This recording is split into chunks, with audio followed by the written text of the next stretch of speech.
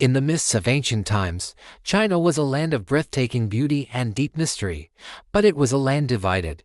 Towering mountains, winding rivers, and dense forests separated kingdoms that seldom communicated.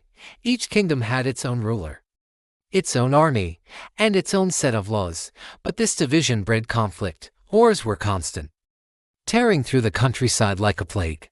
Villages were left in ashes, families were torn from each other, and the very land itself seemed to weep under the shadow of endless strife.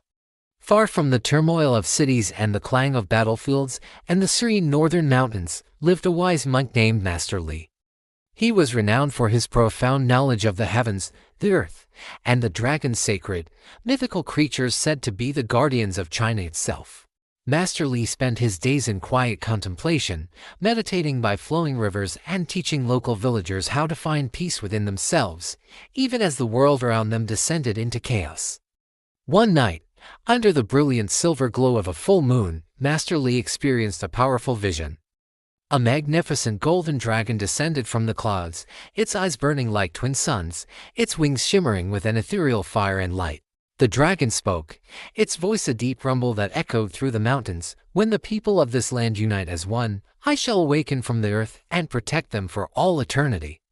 Master Li awoke with a start, his heart pounding in his chest.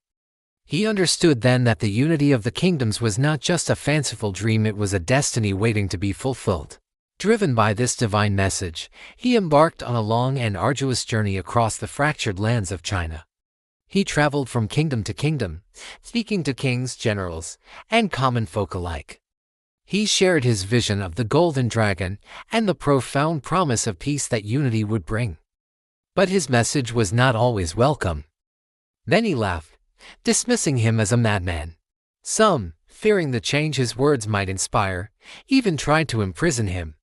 However, in the kingdom of Qin, a young prince listened with an open heart and a sharp mind.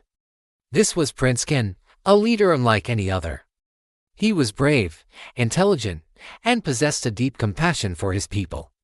He understood a truth that others missed. True power wasn't found in conquering new lands, but in winning the hearts of the people. He saw that the endless suffering was not caused by kings or armies, but by the division that pitted them against one another. Inspired by Master Li's vision, Prince Qin began to dream of a different future, China united under one ruler, where the legendary dragon could finally rise and shelter its people. For many years, Prince Qin worked relentlessly toward this dream. He didn't begin with armies and swords. Instead, he sent letters, gifts, and promises of justice to the other kingdoms. He commissioned the building of roads and bridges, physically connecting isolated villages and towns. This allowed not only trade to flourish but also ideas and culture to flow freely between people who had once been strangers. Slowly but surely, a fragile trust began to take root across the land. Yet, some kings clung to their power. They feared losing their thrones and saw Prince Qin's efforts as a threat. They sent their soldiers to stop him, to extinguish the growing flame of unity.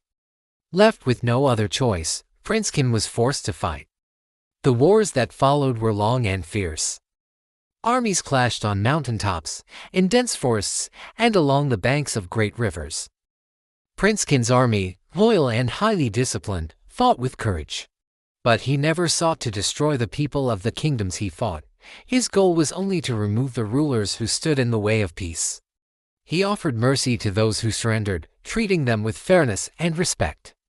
Through a combination of brilliant strategy, unwavering courage, and genuine fairness, he gradually defeated each opposing kingdom, bringing them one by one into a single, unified empire.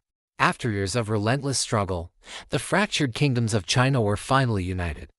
Prince Qin became the first emperor of China, known to history as Qin Shi Huang. But his greatest victory wasn't won on the battlefield, it was won in the hearts of the people. They began to see themselves not as subjects of separate, warring kingdoms, but as citizens of one great, unified nation. On the very day the unification was declared, a miraculous event occurred. The golden dragon from Master Li's vision appeared once more. This time, it rose from the highest mountain in the north, its immense form circling the new empire.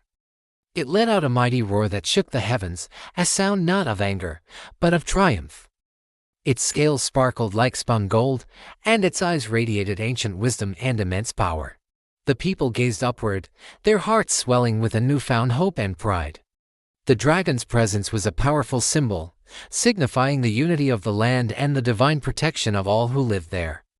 To protect this hard-won unity, Emperor Qin embarked on monumental projects.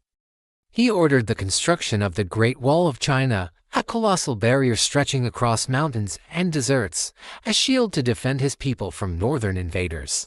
He standardized the writing system, weights, and measures across the empire, ensuring that every citizen could communicate and trade with one another on equal terms. New coins, roads, and a unified legal code further bound the empire together, strengthening the ties between its people. Through these incredible efforts, the dragon's promise was fulfilled. The people of China were finally united, safe, and part of something greater than themselves. Yet, the legend leaves us with a timeless lesson: unity is not something that is simply given, it is earned. It requires wisdom, courage, and compassion. While Emperor Qin ruled with a strict hand, his vision of a unified nation inspired generations to come. Long after he passed away, the people of China remembered the story of Master Li, the vision of the Golden Dragon, and the prince who dared to dream of a united land. They came to understand that a nation's true strength doesn't come from its walls or its armies, but from the hearts of its people beating together as one. And so, the story of the unified dragon became a powerful symbol for all of China, a reminder that peace, strength, and harmony are always possible when dreams are shared and divisions are overcome. Even today, the spirit of the dragon shines in the hearts of the people, whispering a timeless truth: united we stand, divided we fall, but together, we are eternal. Thank you for watching. If you enjoyed this story, please like, share, and subscribe for more legends from history.